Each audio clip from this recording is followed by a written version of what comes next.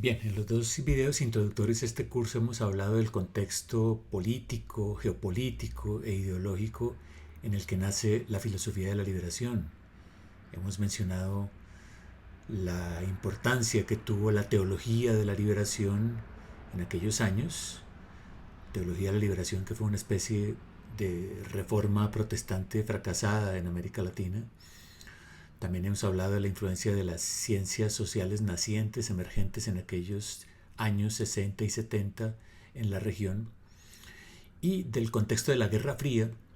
de las dictaduras militares que se produjeron en América Latina, de las resistencias también a esas dictaduras. Nos hemos referido a todo esto, pero digamos que el propósito de esto no es solamente ofrecer un contexto histórico de la filosofía de la liberación, sino avanzar hacia una especie de material que nos permita una genealogía conceptual de la filosofía de la liberación, una historia intelectual que nos permita entender estos textos, a qué público se llevan dirigidos, cuáles eran sus apuestas teóricas y políticas,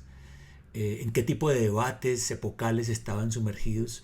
Es decir, una genealogía conceptual que nos permita estudiar la episteme desde la cual se origina la filosofía de la liberación. Este es precisamente el objetivo de este curso. Bien, empezamos entonces propiamente hoy con nuestro tema. Y vamos a ocuparnos entonces de la génesis del movimiento que tuvo lugar en Argentina en un momento de fuerte efervescencia social y política, porque ya desde el golpe de Estado de 1966 Argentina estaba bajo una dictadura militar eh, que manejaba un discurso tecnocrático, desarrollista y que pretendía evitar tanto el populismo peronista como el comunismo. Se clausuraron los partidos políticos, eh, se persiguió la militancia, se intervinieron las universidades y se prescribió el peronismo, todo esto bajo el disfraz de una ideología anticomunista y de un nacionalismo católico y modernizador. Desde luego también se produjeron levantamientos populares como el que ocurrió en la ciudad de Córdoba en 1969, llamado por ello el Cordobazo, que fue un movimiento estudiantil y sindical de protesta contra la dictadura militar de Juan Carlos Onganía. Pero todos estos levantamientos, toda esta situación se empezó a desmoronar con el retorno en 1973 de Juan Domingo Perón en la Argentina, quien había pasado 18 años en el exilio español. Perón regresó al país como el viejo líder capaz de restaurar el orden y reconciliar el país dividido. Pero en realidad abrió una nueva etapa de polarización entre una derecha peronista de carácter sindical y católico y una izquierda que lo reivindicaba como líder antiimperialista y socialista. Es en medio de este clima político tan complicado que nace la filosofía de la liberación en Argentina. Primero quisiera remitirme al Congreso Nacional de Filosofía realizado en la ciudad de Córdoba en el año 1971, donde converge un grupo de jóvenes filósofos que sienten que la filosofía académica argentina vive de espaldas a la realidad política del país y del continente. En este congreso se presentaron ponencias que sentaron las bases de la filosofía de la liberación y que luego fueron publicadas en el libro colectivo Hacia una filosofía de la liberación latinoamericana, en el año de 1973. En este libro figuran autores como Osvaldo Ardiles, Hugo Asman, Mario Casalla, Horacio Ceruti, Carlos Cullen, Julio de San, Enrique Dussel, Aníbal Fornari, Daniel Guillot, Antonio Kinen, Rodolfo Kusch, Diego Pro, Agustín de la Riega, Arturo Roig y Juan Carlos Escanone. 15 varones, pues, en realidad, que a pesar de sus diferencias filosóficas son capaces de encontrar alguna convergencia común y de sentarse a firmar juntos este manifiesto que vamos a estudiar en el video de hoy hacia una filosofía de la liberación latinoamericana. Horacio Ceruti, uno de los participantes luego, uno de los participantes de este grupo, escribiría luego más adelante un libro titulado Filosofía de la Liberación Latinoamericana, en la que identifica varias tendencias al interior de este grupo, y lo que hace Cerruti allí, de eso nos ocupamos en otro curso, es de identificar una corriente historicista representada por Roig, una corriente ético-metafísica representada por Dussel, una corriente populista representada por Casalla y Cullen,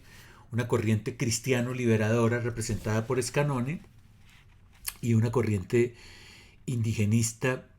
representada por Rodolfo Kusch. En realidad en este curso yo no voy a seguir esta tipología que desarrolla Cerruti. Lo que pretendo hacer es simplemente estudiar primero en este video de hoy algunos de los textos comunes escritos por el grupo, y luego en los dos videos siguientes me ocuparé de dos de las figuras menores del grupo, Osvaldo Casallas y Mario Casalla, perdón, y Osvaldo Ardiles, que quedaron realmente oscurecidas frente a otras grandes figuras del grupo, a las que dedicaré realmente videos especiales como a Kusch, Scanone, Dussel, etc. Entonces lo que voy a hacer ahora es, primero en este video, revisar los tres textos colectivos incluidos en el libro, que se titulan A manera de manifiesto, Dos palabras, y hacia el final del volumen, Puntos de referencia de una generación filosófica. Esto nos dará una idea de cuáles eran los puntos comunes del grupo, más allá de pues, que no se trataba de una escuela homogénea, y de las tensiones entre sus diversas corrientes, tal como lo señala Cerruti en su libro. Al comienzo del libro, y casi a la manera de introducción, encontramos un texto titulado Dos palabras, en el que se dice que este conjunto de ensayos constituye un momento nuevo y que sus autores, que son casi todos jóvenes, son expresión de una etapa en la que el quehacer filosófico cobra sentidos y matices de indiscutible importancia, nos dice en la página 5, y agrega inmediatamente que la filosofía de estos jóvenes no podía seguir siendo un quehacer académico y no podrían por eso mismo creer en la normalidad filosófica desde la cual alguna vez se entendió en nuestra mala conciencia que estábamos en un nivel europeo del pensar. Página 5. Este pasaje, como puede verse, se refiere claramente al concepto de normalización acuñado hacia mediados del siglo XX por el filósofo argentino Francisco Romero, y del que ya hablamos en otro curso. Para superar los déficits evidentes de la filosofía en América Latina hacia mediados del siglo XX, Romero propone un proceso de normalización filosófica que inserte la práctica filosófica dentro de la tradición europea sin caer en el folclorismo ni en el exotismo. Normalizar para Francisco Romero significaba hacer filosofía en serio desde América Latina, pero sin caer en provincialismos. Y bueno, los críticos de la filosofía de la liberación empezaron a señalar que precisamente eso era lo que hacía la filosofía de la liberación, caer en provincialismos, en la negación de toda universalidad. Sin embargo, lo que en realidad pretendían estos autores del grupo argentino era desmarcarse de la filosofía universitaria a la que hacía referencia Romero, caracterizada por todos esos rituales académicos estériles, a pesar de que casi todos los integrantes del grupo eran y continuarían siendo profesores universitarios. Y en realidad Germán Martínez, uno de los miembros de la filosofía de la liberación en Colombia, decía en sus clases que el grupo argentino de la liberación significaba en realidad una nueva corriente dentro de la universidad latinoamericana, es decir, hacían parte pues de la normalización filosófica de la que hablaba Francisco Romero. Un saber universitario, profesional, marcado por las clases, por las tesis de grado, por los congresos, por las publicaciones, etc. Pero lo que sí podría atribuirse como novedoso de la filosofía de la liberación es que no quiere imitar el estilo universitario de filosofar que repite una y otra vez el canon de la filosofía europea. Es decir, que convierte al profesor universitario de filosofía en una especie de sucursal de los grandes nombres europeos. Sucursal de Kant, sucursal de Hegel, de Marx, de Heidegger. Por eso en el texto Dos palabras que estamos mirando se dice que esta filosofía de la liberación, en la página 5, no surge como un nuevo trasplante ideológico, es decir, como un nuevo intento de crear un enclave de la filosofía europea en la Universidad Argentina, sino como un producto a veces desesperado, nacido de las propias entrañas de quienes buscan ávidamente el reencuentro con el propio ser, también en la página 5. Esta última frase es importante, la filosofía de la liberación como un producto nacido de las propias entrañas, no como un producto importado, que además se dirige hacia el reencuentro con el propio ser, aludiendo con ello a la idea de que hasta ahora la filosofía ha estado desconectada del propio ser latinoamericano y ha vivido de espaldas a él, a su propia realidad, reproduciendo el colonialismo intelectual del que hablaba también el sociólogo Orlando Falsborda. En ningún momento se dice en estos textos qué significa eso del ser latinoamericano con el que hay que reconectar nuevamente la filosofía. Y esta respuesta la van a dar distintos filósofos de la liberación de distintos modos, como iremos viendo a lo largo de este curso. Lo que sí es claro es que aquí se despliega una suerte de nacionalismo filosófico que resuena muchas veces con el nacionalismo político y económico que se respiraba en muchos ambientes de izquierdas en aquella época, y recuerda también las consignas levantadas 40 años antes por filósofos como José Gaos, Leopoldo Sea, Arturo Ardao, quienes propugnaban un americanismo filosófico tal como lo vimos en su momento en nuestro curso sobre el historicismo latinoamericano.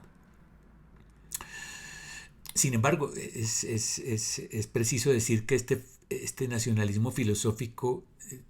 no se negaba a citar y a dialogar con autores europeos. De hecho, en el texto Dos Palabras que estamos considerando ahora, se nos dice que el intento de liberarse del eurocentrismo no implica dejar de dialogar con autores europeos porque, cito, las mismas armas del enemigo, negadas y asumidas, son puestas al servicio de una causa en la lucha contra las innúmeras y ocultas formas de dependencia. Y esto será claro, muy claro, con el uso, por ejemplo, que este grupo argentino hará de la obra de Martin Heidegger, que en aquel momento era pues, el filósofo de moda en toda América Latina, representante de la gran filosofía europea moderna, de la cual, sin embargo, este grupo pretende distanciarse. Pasemos ahora a examinar el segundo de los textos de presentación, incluidos en el volumen Hacia una filosofía de la liberación latinoamericana, titulado Puntos de referencia de una generación filosófica, incluido al final del libro. Allí se hace un repaso breve de las reuniones previas sostenidas por el grupo desde 1971 al 73, de las cuales surgieron las coincidencias básicas que dan coherencia al movimiento. Y la primera de esas tres coincidencias básicas a las que hace mención este texto, Puntos de referencia de una generación filosófica, es la de, cito, querer hacer filosofía latinoamericana que sea auténticamente filosofía y por ello de valor universal, y sin embargo genuinamente latinoamericana, es decir, históricamente situada en nuestro aquí y en nuestro ahora. Página 271. Esta es una declaración importante porque nos recuerda aquel debate entre Sea y Salazar Bondi respecto de la posibilidad de una filosofía genuina, auténticamente latinoamericana, que Salazar Bondi negaba por considerar que mientras la cultura y la economía fueran dependientes de Europa, los productos espirituales como la filosofía también serían dependientes y por lo tanto no podría haber una filosofía genuina en América Latina. Este grupo argentino, sin embargo, pretende hacer una filosofía genuinamente latinoamericana y encima de eso de valor universal. Y no entiende que haya ninguna contradicción entre las dos pretensiones. ¿Por qué razón? En primer lugar, porque no se trata de hacer una filosofía válida únicamente para América Latina. Es decir, no se trata de crear conceptos que sean completamente ajenos a la tradición filosófica occidental, conceptos que reflejen alguna cosmovisión distinta, anclados en, por ejemplo, en lenguas indígenas, que reflejen una exterioridad ontológica frente a Europa, como hoy se ha puesto de moda decir en muchos círculos del pensamiento decolonial. Tampoco se trata de latinoamericanizar la filosofía. De lo que se trata en la filosofía de la liberación es de otra cosa. Lo suyo no es un esfuerzo particularista que busca desmarcarse de cualquier universalidad, por considerar que esta es tan solo una pretensión colonial. Al contrario, lo que pretende la filosofía de la liberación es reflexionar sobre problemas universales, como por ejemplo la deshumanización, la vulnerabilidad humana, la solidaridad,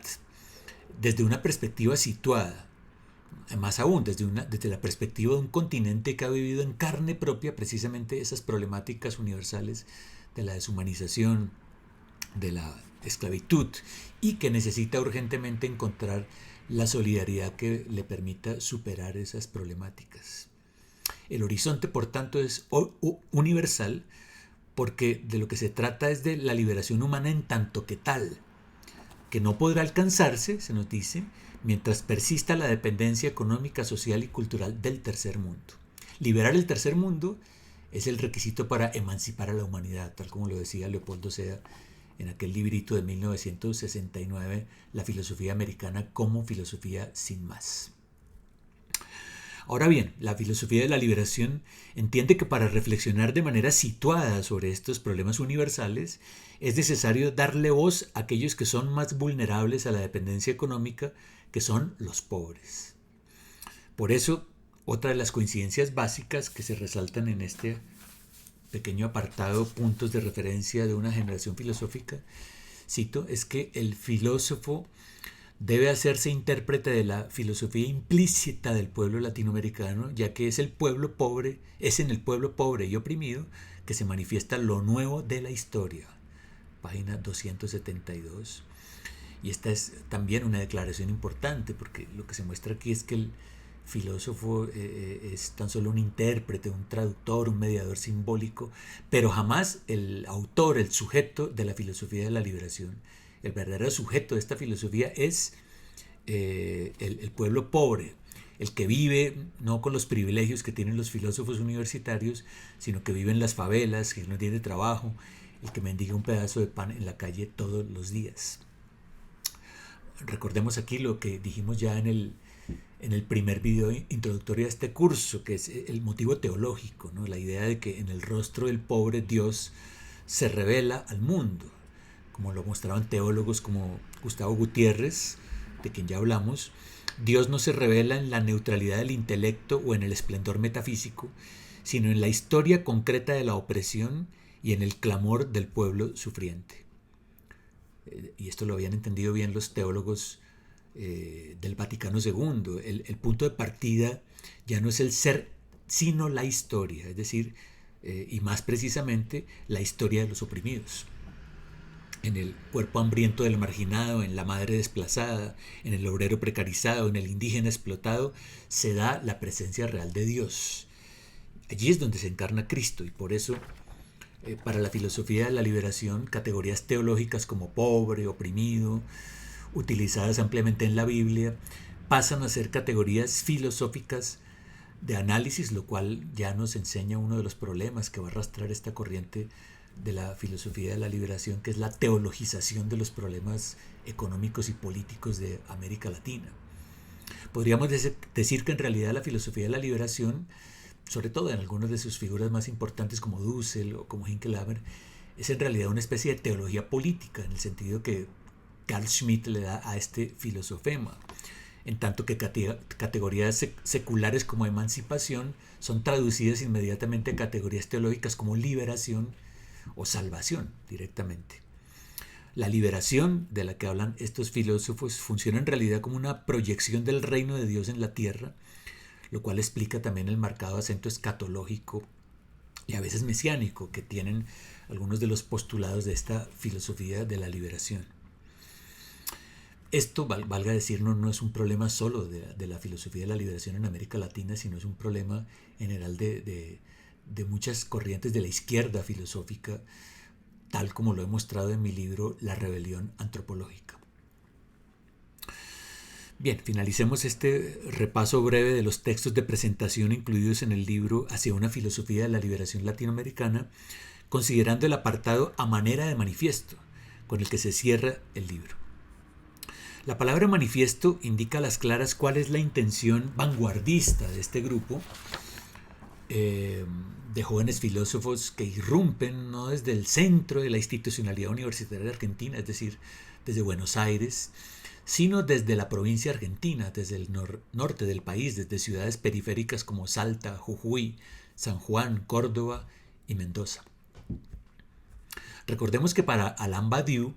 el manifiesto no es una simple proclama ideológica, sino una forma literaria y filosófica que expresa una ruptura radical con el orden existente. Se trata de un acto performativo que declara el inicio de algo completamente nuevo. Es decir, el manifiesto es una forma de acontecimiento, nos dice Badiou, que irrumpe como un rayo y desestabiliza la verdad de lo existente. Me parece a mí que esta caracterización que hace Alain Badiou del acontecimiento es muy apropiada para entender la emergencia de este grupo argentino de la filosofía de la liberación, que encarnaba una especie de promesa mesiánica de liberación del pueblo pobre en América Latina. Se dice allí, por ejemplo, lo siguiente, cita: un nuevo estilo de pensar filosófico ha nacido en América Latina, que va más allá pues de la filosofía de la modernidad europea y que, cito, pretende pensar desde la exterioridad del otro, del que se sitúa más allá del sistema machista imperante, del sistema pedagógicamente dominador y del sistema políticamente opresor. Fin de cita. Afirmaciones como esta, que quizás en aquella época eran políticamente adecuadas, digamos, hoy nos parecen bastante retóricas y hasta contradictorias, performativamente contradictorias, como por ejemplo decir que la filosofía de la liberación piensa más allá del sistema imperante machista, cuando en realidad no hay ninguna mujer en el grupo que firme el manifiesto. Bien, también puede haber acá un exceso de entusiasmo, ese deseo de borrar el pasado, fundar algo nuevo desde cero, la idea del acontecimiento de la que hablaba Badiou. Entusiasmo que se expresa en frases como por ejemplo esta, que cito de acá del manifiesto: filosofía de la liberación es la única filosofía posible, que es lo mismo que decir que es la única filosofía posible entre nosotros. Fin de cita, es decir, que todo lo demás es ideológico, que es encubridor, la única filosofía posible, no hay ninguna otra forma de hacer filosofía en América Latina que no sea filosofía de la liberación, todo lo demás es claramente inaceptable. Como vemos, pues este es el temperamento que se expresa en este texto manifiesto y en este libro en general hacia una filosofía de la liberación latinoamericana. Me he ocupado hoy solamente de mirar algunos de los textos comunes y en los próximos videos ya voy a ver algunas de las contribuciones de filósofos menos conocidos a este libro hacia una filosofía de la liberación latinoamericana.